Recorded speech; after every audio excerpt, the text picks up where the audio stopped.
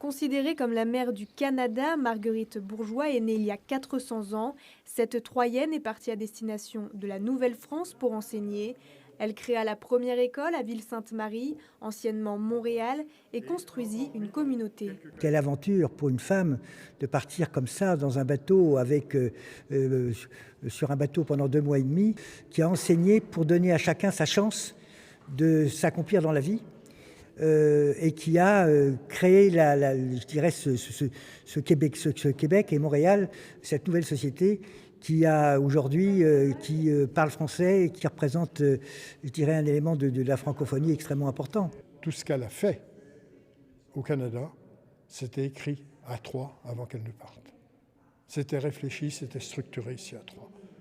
On peut dire que vraiment, c'est la culture troyenne qui s'est exportée globalement au Canada. Marguerite Bourgeoys est née à Troyes. Pour fêter les 400 ans de sa naissance, un polyptyque en vitrail de 3,50 m va être érigé dans l'église Saint-Jean-au-Marché.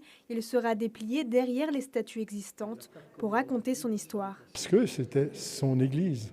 C'est ici qu'elle a été baptisée le jour de sa naissance. Elle habitait juste à côté. Et encore tout près ici, la maison de son grand-père. On tenait à ce que ce soit dans ce quartier.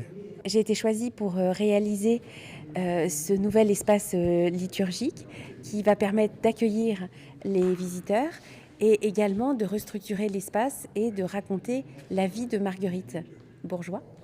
Donc dans l'entrée, ça va être un polyptyque en vitrail qui est situé dans une chapelle. Il va créer un dialogue avec les statues déjà existantes. Il y a déjà une statue de Marguerite Bourgeoys et une statue de la Vierge de Lourdes. Et donc je vais créer un polyptyque en arrière de ces 2 statues pour raconter l'histoire de Marguerite Bourgeoys. Au programme de la célébration, conférences, expositions, concerts, sorties d'ouvrages ou encore accueil de groupes canadiens, des manifestations auront lieu jusqu'en juin 2020.